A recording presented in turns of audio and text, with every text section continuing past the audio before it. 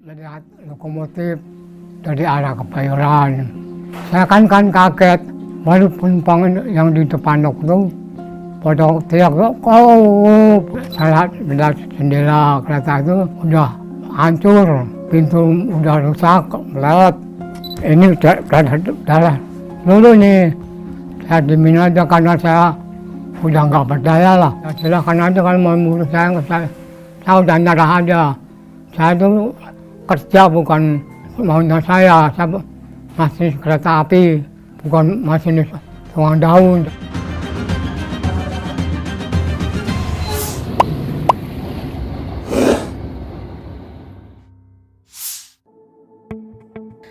Oktober 1987, Senin pukul 7.05 waktu Indonesia Barat. Dua kereta api KA225 jurusan Rangkas Bitung Tanah Abang yang berangkat dari stasiun Sudimara bertabrakan dengan KA220 jurusan Tanah Abang Merak yang berangkat dari stasiun Kebayoran. Kecelakaan terjadi di perlintasan Kampung Pondok Betung, RW 9 Bintaro, Kebayoran Lama, Jakarta Selatan. Tepatnya di lengkungan berbentuk huruf S, kilometer 17,252. Tabrakan ini menyebabkan gerbong pertama dari kedua kereta menelan lokomotif yang ada di depannya.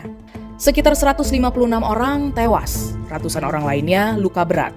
Membuat tragedi ini menjadi musibah terburuk dalam sejarah perkereta-apian di Indonesia. Banyaknya korban tak lepas dari faktor membludaknya penumpang yang melebihi kapasitas. Kurang lebih situasi padatnya penumpang kala itu tergambar pada gambar ini. Ini adalah kereta jurusan Jakarta Rangkas Bitung. Fotonya diambil pada tahun 1982. Dan ini foto KA dari arah Kebayoran pada tahun 2009. Agustus 2023, narasi mencari keberadaan Slamet Suradio dan berhasil menemuinya di sebuah desa di Purworejo, Jawa Tengah. Selepas menjalani hukuman penjara, Slamet langsung memutuskan pulang ke kampung halamannya. Ia kini tinggal bersama istri dan menantunya di rumah kecil, dekat persawahan, dan jauh dari hiruk-pikuk kehidupan perkotaan. Saban pagi, Slamet berjemur di bawah sinar matahari. Sebelumnya, pria berusia 84 tahun itu bahkan sempat berjualan rokok di dekat stasiun Kutoarjo, sekitar 15 km dari rumahnya. Sehat ya, Mbak? Nama saya Slamet Suradio. Kerjaan saya dulu masinis. Waktu saya kena kecelakaan, itu dinas bawa kereta KA225 berangkat Rangkas Bitung jam 5:10 menit. Itu mau masuk Sudimara itu jam 06.45. Terus berada di Sepur 3, di Sepur 2 ada KA Indosemen, Sepur 1 ada gerbong-gerbong yang rusak.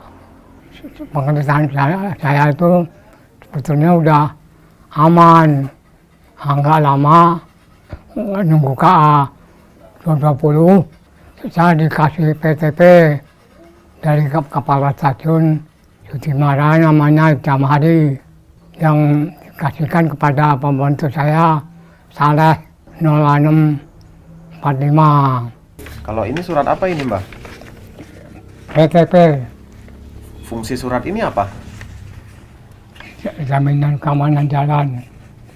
Jadi yang punya ini yang bikin PPKA sama dikasihkan sama masinis biar tahu. Jadi saya tuh tahunya tuh kereta ini harusnya ketemunya di Kebayoran. Kan ini yang saya bawa. Karena di batal, dibatalkan dengan surat ini. Dipindahkan di Kebayoran lama. Jadi saya harusnya ketemu dengan KA ini dulu tuh di Kebayoran lama.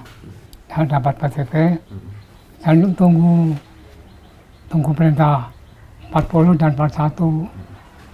40 dari PPKA, 41 dari KPKA konduktor lah. Setelah itu penumpang kelihatan naik semua, saya baru berangkat.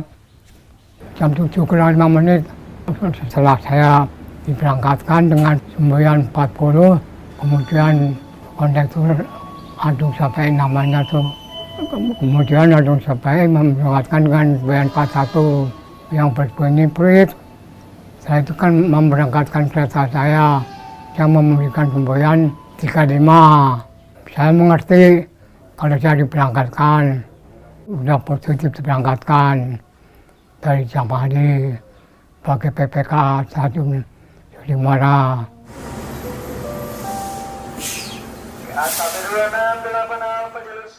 Semboyan 40, 41, dan 35 adalah semboyan penting dalam perkeretaapian dan saling terhubung satu sama lain. Ketiga semboyan ini muncul sesaat sebelum kereta benar-benar bisa diberangkatkan. Semboyan 40 diberikan oleh PPKA, lalu semboyan 41 oleh kondektur, dan semboyan 35 oleh masinis. Seperti apa kronologi tabrakan maut KA220 dengan KA225 ini? Mari kita hitung mundur ke 40 menit sebelum tabrakan terjadi. 6.25 WIB, KA220 tiba di Kebayoran.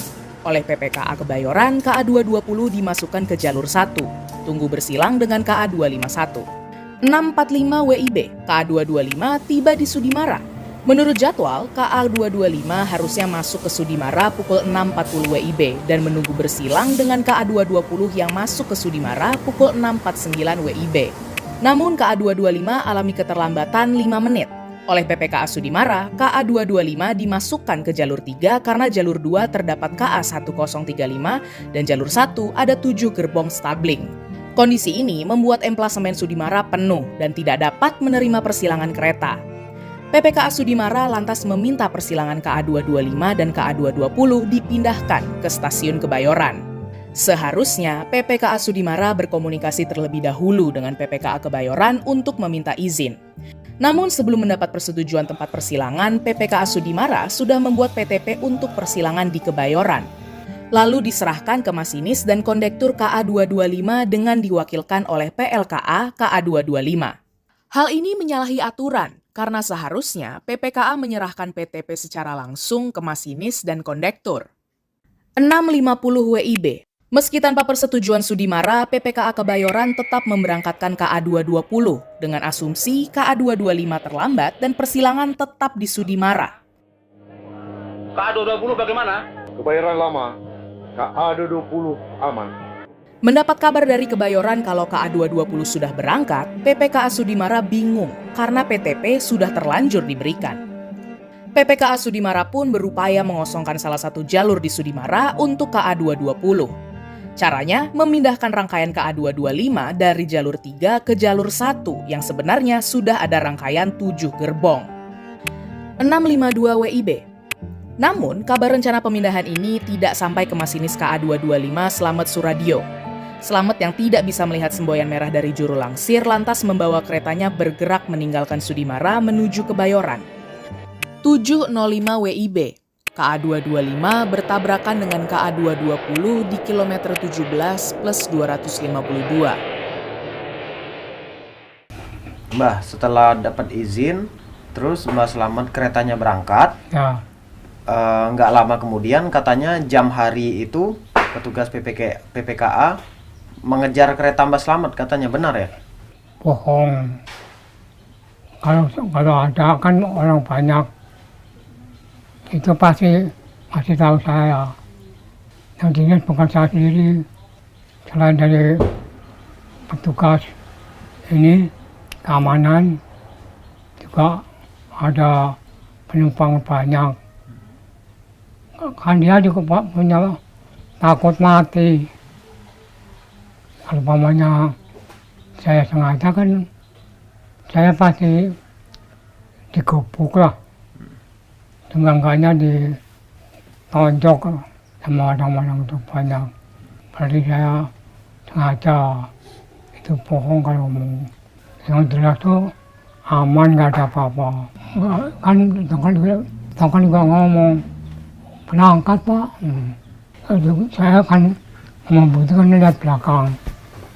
Katanya waktu belum ya belum, waktu berangkat ya berangkat. Karena semua itu ada semboyan, kondekturnya udah naik. Kalau belum naik itu saya disalahkan boleh, penumpang menang, nggak ada apa-apa. Sinyal dari arah Kebayoran menang, nggak bergerak apa-apa. Terus bagaimana saya coba? Saya ini jaminan keamanan jalan saya di kantong ini yang asli, terus di ini perintah kepala urusan pegawai Pak Jatmiko itu di fotokopi sebenarnya. Ini soalnya penting sekali bilang begitu.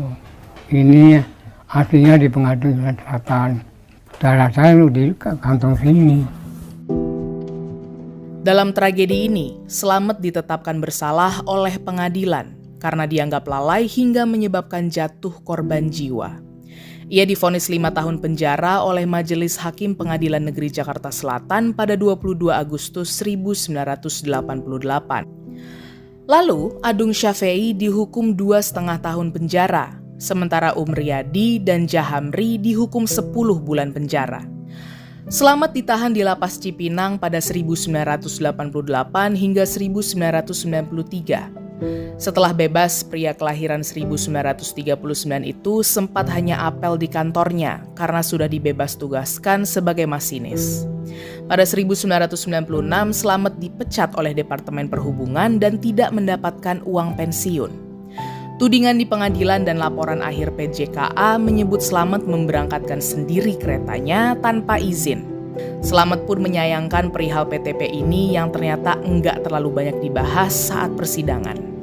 Saya udah ikhlas, jadi mau dibunuh kan mau diapain saya udah ikhlas.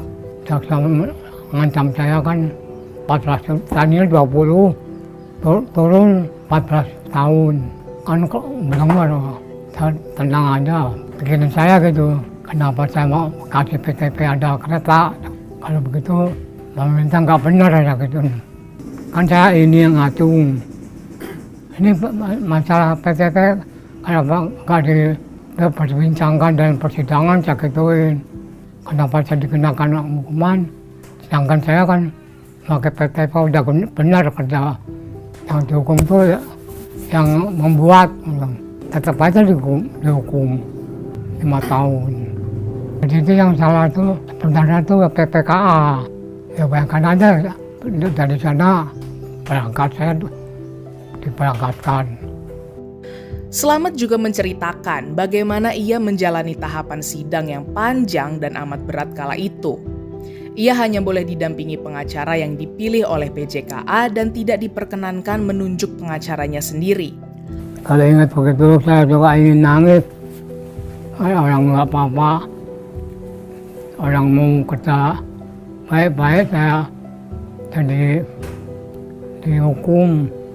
Nama saya di rumah sakit Kramat Jati itu ya kan saya tetap dirawat baik-baik. Belajar salah katakan sini, nanti kalau udah bisa jalan pulang gitu kata dia. Nggak tahunya saya udah bisa jalan pakai tongkat, tadi datangin lagi pakai sopir dari polisi juga, ngomongnya ayo pulang katanya. Nggak tahunya dibawa ke Polres. Saya terus terang saya nggak mau, karena pas saya jengkel. Terus terang aja saya nggak mau. Tanyain polisi kenapa nggak mau, biar aja. Mau dibunuh nggak apa-apa kata saya. Kalian begitu. Ini pengacara dari PJKA tadinya mau ke luar, nggak boleh sama kepala kepolisian sebagai pengacara kereta api. Kalau tadinya saya pakai pengacara luar mungkin saya bebas itu, karena pertemuan saya itu masinis kalau udah punya ini nggak bakal salah. Tuh, jadi ini adalah itu jalan saya, gitu. Udah. Makanya saya dikalahkan itu saya bingung, sampai saya masuk penjara segala macam, dihukum kira-kira 3,5 tahun. Ada pengumuman hukuman gerasi apa namanya, yang itu ya saya mengajukan Jadi saya belum sampai 5 tahun udah keluar. Keluarnya tuh orang polisi itu nggak tahu, dikeluarkan jam 5 sore. Kan saya pulangnya belum juga, mana apa tuh kaca Cipinang juga, tempatnya kawan. Itu juga kaget, oh ini jangan-jangan melarikan. Enggak, saya enggak melarikan. Dia juga nanya, udah pulang, udah jangan ada mana-mana, karena situ udah kehilangan bini sama rumah kontrakan ini. Udah bininya udah diambil orang gitu. Sementara itu, penyidik tragedi Bintaro 1987, Kombes Pol Purnawirawan Basuki Haryono mengungkapkan bahwa ada prosedur yang tidak dijalankan dalam tragedi tersebut. Basuki menilai masinis bukanlah sopir yang bisa seenaknya memberangkatkan kereta atau berhenti di mana saja. Nama saya Basuki Haryono. Pangkat saya saat kejadian itu kalau nggak salah Ibda, Inspektur Polisi 2. Itu saya dinas di Polres Jakarta Selatan, saya sebagai kanit pencurian kendaraan bermotor. Pada waktu saat kejadian, kan kebiasaan saya sebelum berangkat itu pagi-pagi itu udah bangun denger dari radio apa dari mana gitu, dari TV apa ya, ada kejadian gitu kan, ribut. Kalau nggak salah dapat dari HT, kalau nggak salah HT dari Polres itu, kalau nggak salah ada kejadian di Bintaro, saya langsung dari rumah saya masih di Palmerah, langsung ke Bintaro saya. Waktu saya udah di sana, saya udah banyak orang sibuk nggak karu-karuan gitu kan ya. Tapi kita merasa bekerjanya nggak tertekan. Tertekannya itu ada dibentuk GAPKA kalau nggak salah, gabungan kereta api itu kan. Pesannya kepada pimpinan, ini tidak boleh dibiarkan begitu aja, harus ada orang yang dipenjarakan karena banyak orang meninggal dan orang banyak luka. Perintah itu katanya perintah dari RI 1. Dengar-dengar begitu, ya kita jalankan aja. Ada perintah, nggak ada perintah ya tetap kita mencari apa kebenaran. Kebenaran ini mana? Diuji di pengadilan. Nah, soal konstruksi hukum, reglamen yang mengatur perjalanan kereta api, banyak menggerakkan mesin, menggerakkan kereta api itu sendiri ya, lokomotifnya itu yang dikendalikan oleh orang yang prinsipnya mereka bukan pengemudi. Dia bukan pengemudi, dia adalah sebagai orang operator yang bekerjanya itu berdasarkan reglamen tadi itu, isyarat-isyarat, semboyan-semboyan. Itu berdasarkan itu mereka, maju mundurnya kereta itu berdasarkan itu. Tanpa itu mereka nggak bekerja, diem aja udah. Kereta nggak boleh bergerak. Bergeraknya kereta itu karena semboyan. Begitu juga yang dari Kebayoran Lama. Tidak ada komunikasi ini, putus ini antara Sudimara dengan Kebayoran Lama. Kebayoran Lama itu saya lupa dilepas apa lepas sendiri, kayaknya dilepas sih. Kayaknya dilepas, tapi PPKA-nya itu tidak memperhatikan ada isyarat aman dari sana Sudimara, jalan aja, nggak menahan kereta api ini, kan gitu kan? Harusnya ditahan kereta api ini, nggak boleh jalan. Ini masuk. Di usia senja, Slamet cuma berharap pemerintah bisa memulihkan nama baiknya yang kadung rusak selama puluhan tahun sejak tragedi. Kepada Bapak Presiden Jokowi, minta saya supaya dipantiun. Itu aja, karena yang satu jenis dengan saya mendapat pantiun semua. Saya nggak salah. Kenapa saya nggak dipantiun? Ini KBD. Apa itu, Mbak? Kartu bukti diri kan ada. Jadi berarti saya masih diakui. Kenapa saya nggak dapat pensiun? Yang berbuat salah nggak mau ini malah dapat.